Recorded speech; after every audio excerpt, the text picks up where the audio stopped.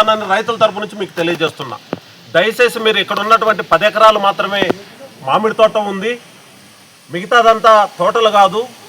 మిగతాటివన్నా Google మ్యాప్లో చూసినప్పుడు మొత్తం అంతా కూడా ఇదంతా కూడా పంటలు లేవని మీరు అనడం సబబు కాదు ఎమ్మెల్యే గారు. అదేవిధంగా ఇక్కడ భూమిని నమ్ముకొని దాదాపు 80 సంవత్సరాల 100 సంవత్సరాల నుంచి అక్కడ పంటలు పెడుతున్నారు.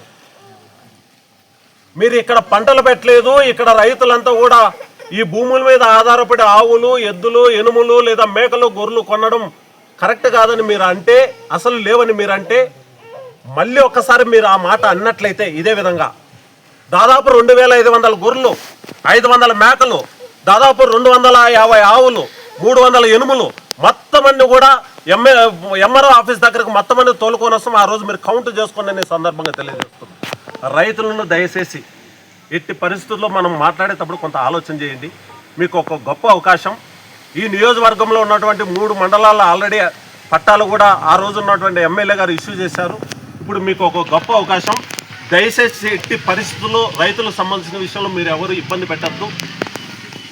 ఏదైనా మీరు ఇబ్బంది పెట్టదలుచుకుంటే, ఏదైనా ఇట్లే మీరు ముందరకు పోవాలనుకుంటే పార్టీలో చూడొద్దండి, రాజకీయాల్లో చూడొద్దండి, కుల మతాల అతీతంగా మీరందరూ కూడా ముందరికి రండి.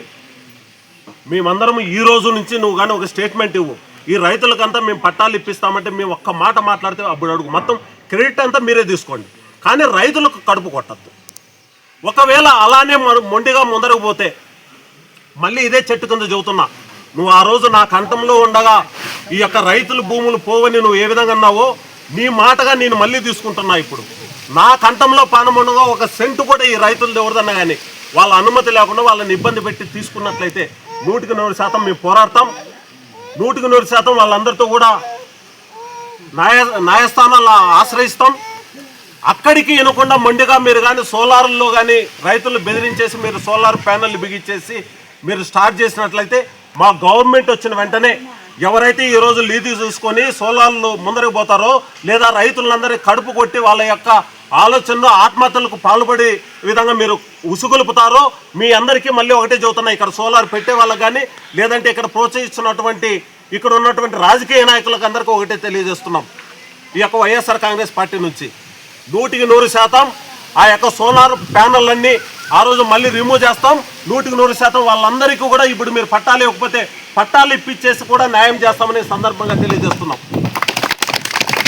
ఇప్పుడు చేయాల్సిన పని ఒకటే, గౌరవ ఎమ్మెల్యే గారికి మళ్ళీ చెబుతున్నాం, దయచేసి ఒక గొప్ప అవకాశం దేవుడు మీకు ఇచ్చాడు. ఇదే 200 సంవత్సరాలు రావి చెట్టు కింద మీరు మాట్లాడినారు. నా కంఠంలో ప్రాణం ఉండగా మీ అందరికీ న్యాయం జరుగుతుంది రైతులకని. ఇప్పుడు మీరు న్యాయం చేయండి. ఫస్ట్ మొత్తం అందరికీ రైతులందరికీ పట్టాలు ఇప్పించండి ఫస్ట్. ఎందుకంటే స్కూటీ అయిపోయినాయి, నీ పని ఏమీ లేదు. జస్ట్ ఒక ఫోన్ కాల్ చేస్తే మొత్తం పట్టాలు అందరికి వచ్చేస్తాయి. వచ్చిన తర్వాత మీరు గ్రామ సభలు పెట్టుకొని వాళ్ళందరితో ఒప్పించుకొని మీరు సోలార్ కంపెనీకి కావాల్సినటువంటి తీసుకోండి. అవకాశం ఉంటే ఇంకా 30,000 కాకుండా ఇప్పుడు 37,000 అయింది, 40,000 ఇచ్చే ఈ విధంగా మీరు ప్రయత్నం చేయండి.